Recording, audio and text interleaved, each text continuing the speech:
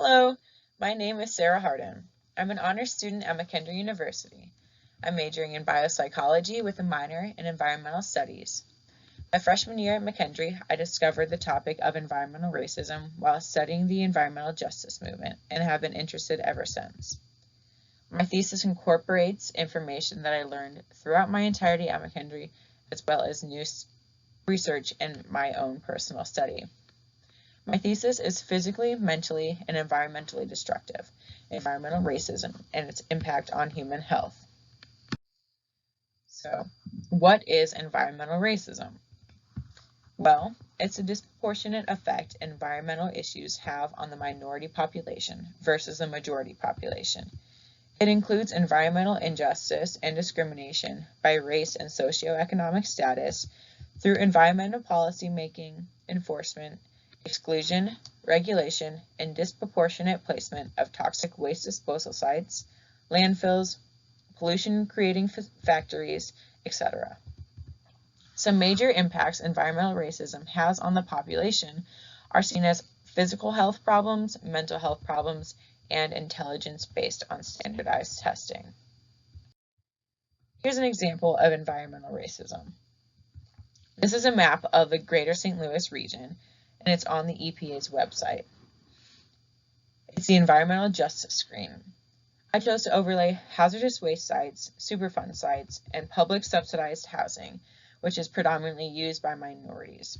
As you can see on the right side, there's a key to the map. The housing complexes are found entirely too close and sometimes right on top of these hazardous waste sites. Toxic chemicals leach into the air and into the groundwater from these facilities, and the people living here are the ones that are most heavily impacted. So you may be asking, how did this great disparity even happen? Well, we could say the momentum started in 1492, when Christopher Columbus sailed the ocean blue, landed on America, and almost eradicated the entire Native American race. We could say it began in 1619 when the first slaves were stolen from West Africa and brought to the Jamestown colony. We could just say people of color have always been seen as inferior to the white man. We see this pattern continuing through history in the treatment of African Americans during and post-slavery, through immigrants from Asian countries, Pacific Islands, and people of Hispanic and Latino descent, people from the Middle East, and mostly any non-English speaking person that doesn't have fair white skin. So we see racial discrimination develop. Policies are made by the oppressor, and for hundreds of years, America has been running on improving the life of the white man and not necessarily caring what happens to the rest of the population. Fast forward to 1930. The Homeowners Loan Corporation created nationwide maps that outlined areas deemed unsuitable for mortgage lending. This process is known as redlining. Have you ever been driving through a nice city community, then drove over some railroad tracks and ended up in an area that looks significantly more run down than what you just drove through, maybe 200 yards back? This is the impact that redlining has. The HOLC used a four-color schema based on their standard of merit ranking. A, or the best areas, were colored green. B, still desirable areas, were colored blue. C, definitely declining areas, were colored yellow. And D, hazardous areas, were colored red. The lower in the ranking you go, the more that the area experiences disinvestment. This is when institutions and services reduce or reallocate their products and or investments in specific areas. Some impacts this has includes decreasing resources such as grocery stores, popular attractions that bring in revenue, and medical care in a community.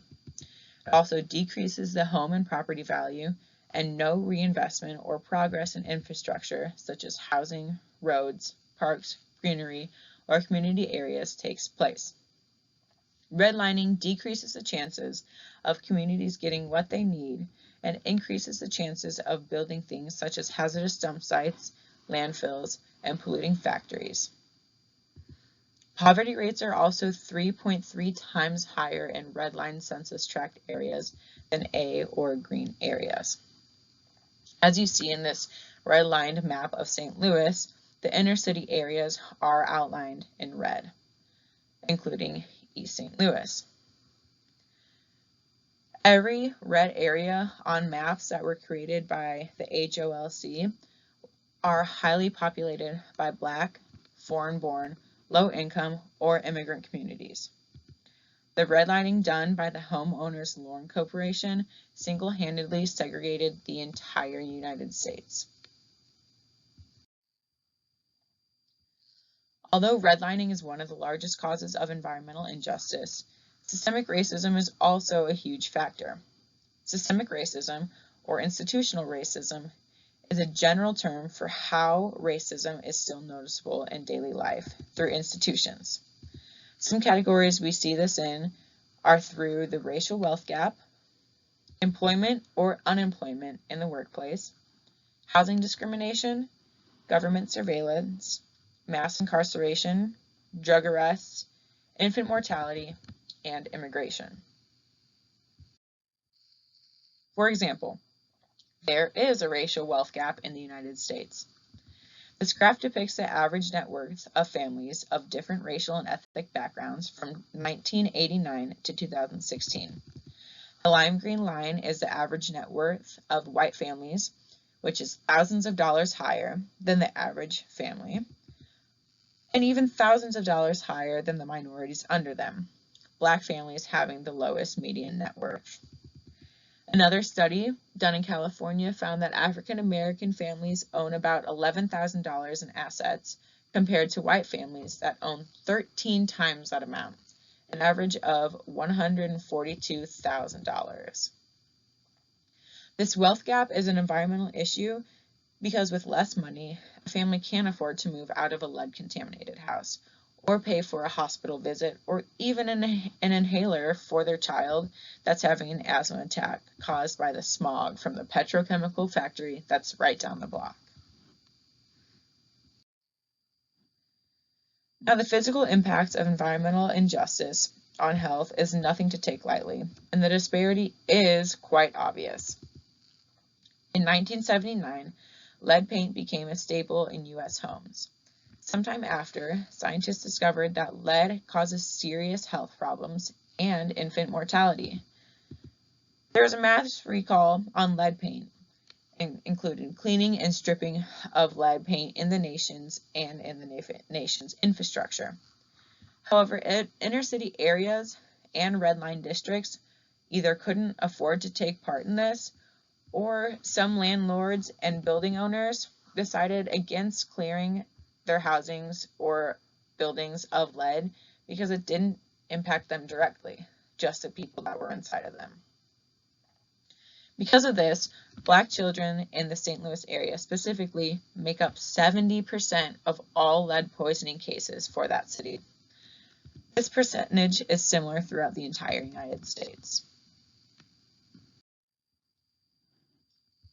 Asthma is the most racially and ethnic disparate health condition in the United States. This is partially caused because of the harmful emission rates that are often 3.5 times higher in D-rated areas versus A-rated areas. Also, mold complaints are more common in majority Black areas than elsewhere in any city. In addition, most cities' air pollution sources are located in neighborhoods of color, and more building demolitions, which create harmful dust that may contain asbestos and lead, occur in majority Black neighborhoods. African Americans are 2 times more likely to have asthma than white Americans. In St. Louis alone, that number jumps to 2.8 times more likely to have asthma, potentially because St. Louis is still one of the most hyper-segregated cities in the entire nation. It was also reported that emergency room visits due to asthma attacks were 2.4 times higher in census tract red line areas than in green areas. An inhaler would help out in a lot of these circumstances. However, you can't get an inhaler unless you go through a doctor order or a prescription.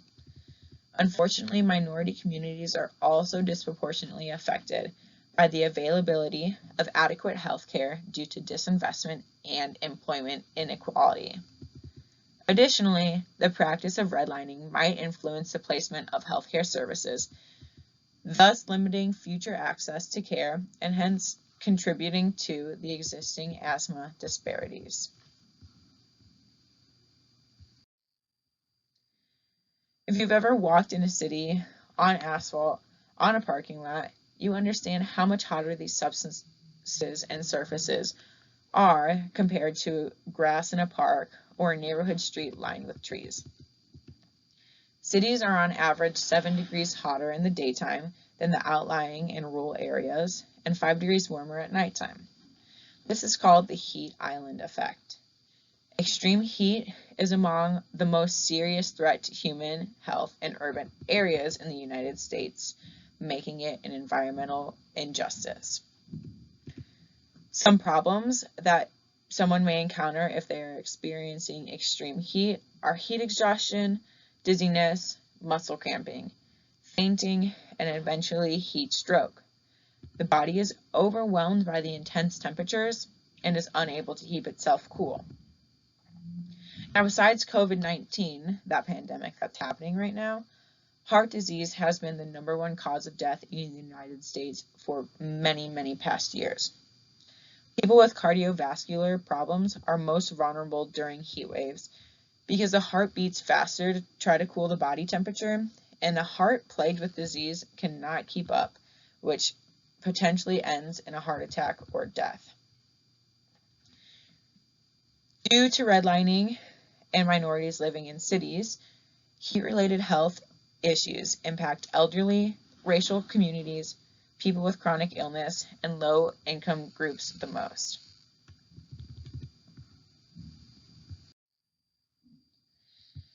These disparities are heartbreaking and sometimes difficult to believe.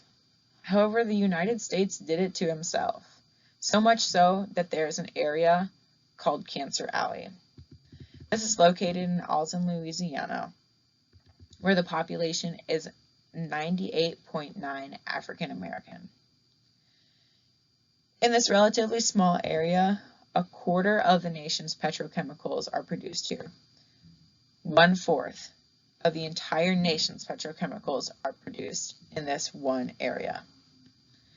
Cancer Alley has some of the highest causes of brain cancer, bladder cancer, lung cancer, and leukemia. Residents estimate about 1 or 2 of every 10 people die from cancer there. The United Nations has even recognized Cancer Alley as an extreme case of environmental racism and has put out a proclamation to end it as soon as possible.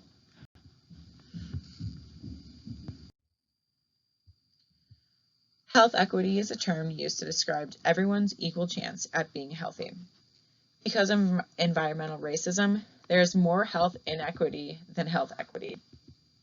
Just like we see with asthma, heat-related illness, and cancer, the COVID pandemic has emphasized the lack of health equity in the country. A combination of limited access to adequate health care, dependence on public transportation, job placement, or what we call now essential workers, and neighborhood conditions increase the chances of Black and other minority groups catching the virus, having more severe symptoms, and dying from COVID-19. Populated cities also make it difficult for people to follow mitigation strategies like social distancing that have been recommended by the CDC to stop the spread of COVID-19.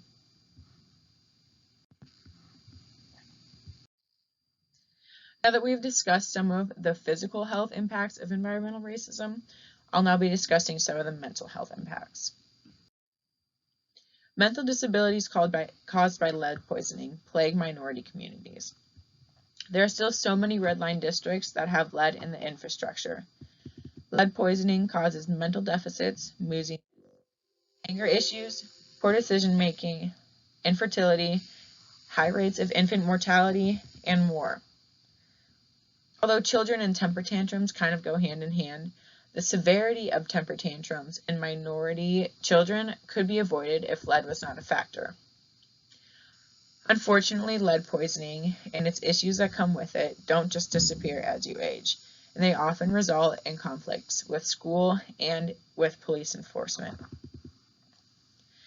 Now, the IQ gap between Black and white Americans is on average 15% lower for Black Americans. Older literature states that this is an inherited trait, which we now know is not true.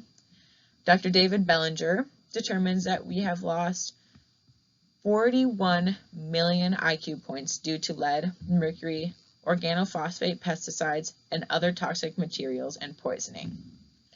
These disproportionately impact minority groups worse. Another classic example of environmental racism. IQ is an environmental issue. And it's simply not fair to have these catastrophic disadvantages strictly due to skin color. And a lot of people of color notice that, and that is a stressor on everyday life. On average, African Americans produce 20% less waste than white Americans do.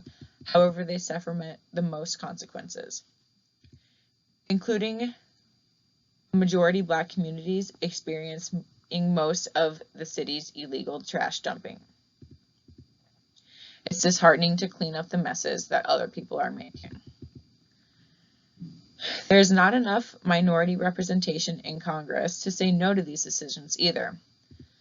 With voter restricting laws all over the nation, it's difficult for people of color to even make it to local government, let alone Congress or Senate, to vote against new landfills and toxic sites being built in minority or low-income communities.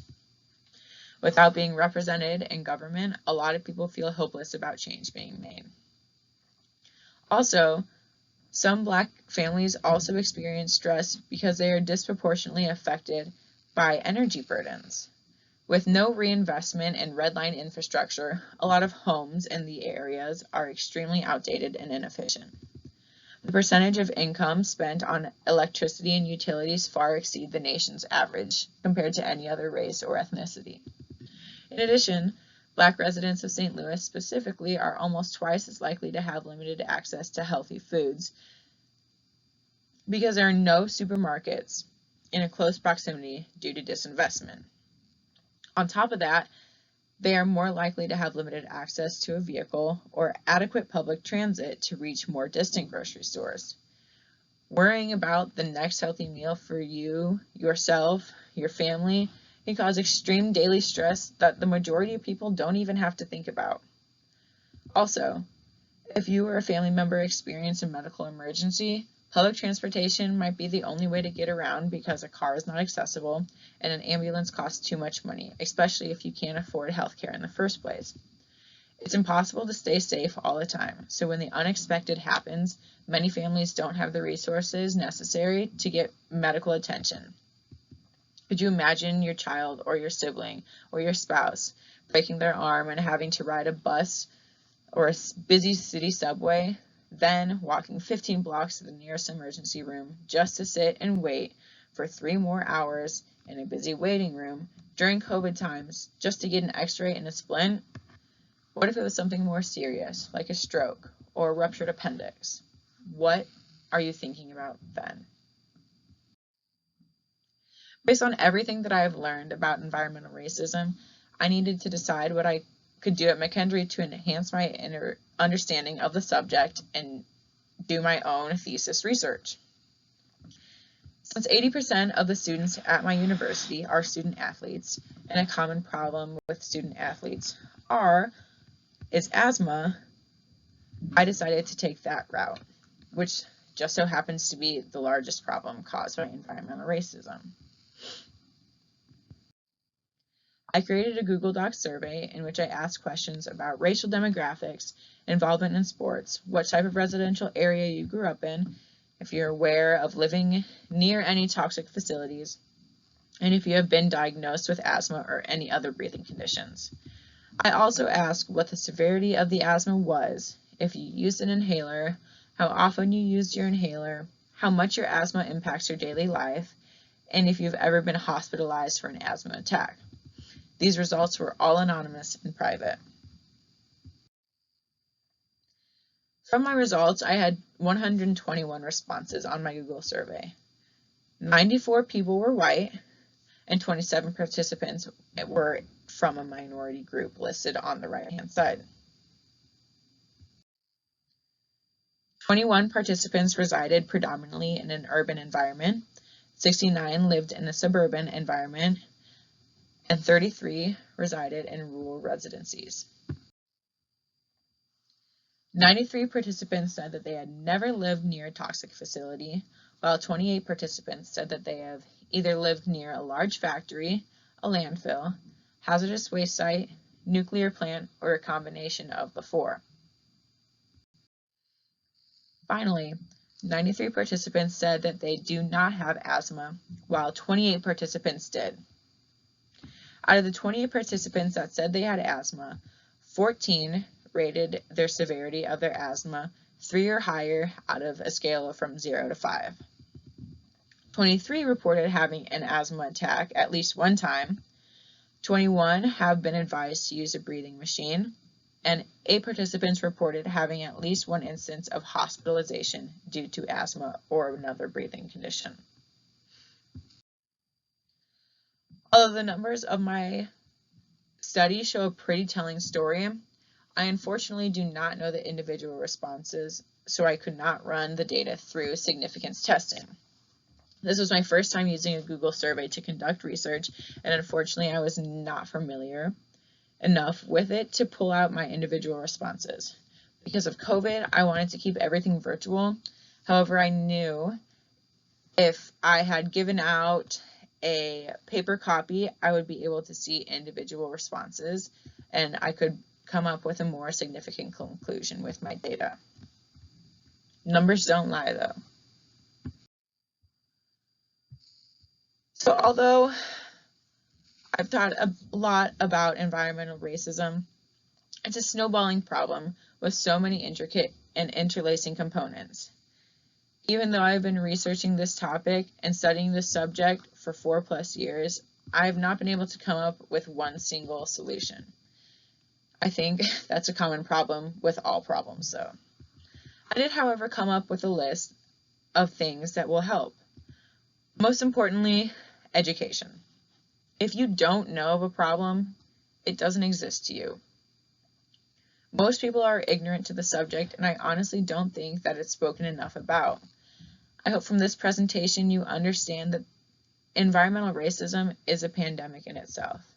Simply understanding the impacts environmental racism and environmental injustices have is a huge step towards the change that needs to come. If you are in a position of power to make a change, think about the residents that will be directly impacted by your decision. Do they know how harmful the repercussions of the new petrochemical factory are? Are they aware that working in the factory will cause just as many problems as living near it? It's not only the government's job to keep its citizens safe, it's yours as a citizen to do it yourself by voting. Staying informed on what's happening in your community and in politics is really important. A lot of these policies and decisions are voted on, so show up at the polls and get your voice heard. Also, investment in your community is a #1 go-to. Encourage planting more trees and more greenery in urban areas to decrease heat and freshen in the air. The earth is on your side and wants to clean up this mess just as bad as you do. Support minority businesses, volunteer in community cleanups, email local government officials, and talk with your neighbors. Keeping the money flowing in a red line area district can ultimately cause reinvestment and bring revenue for change. Reducing the amount of plastic you can use can decrease the production of petrochemical plants. Decreasing the amount of meat you eat will decrease the amount of hydrogen sulfide in the air, which is linked to negative mood and stress. Increasing greenery will decrease heat and the chances of illness or injury caused by high temperatures. Get active in your community, educate your peers, and do your part to make the change the whole world needs to see. If you have any questions or comments or concerns or would like to reach out and talk more about this subject, feel free to give me an email or comment in the comment section below. Thank you so much for listening to my presentation.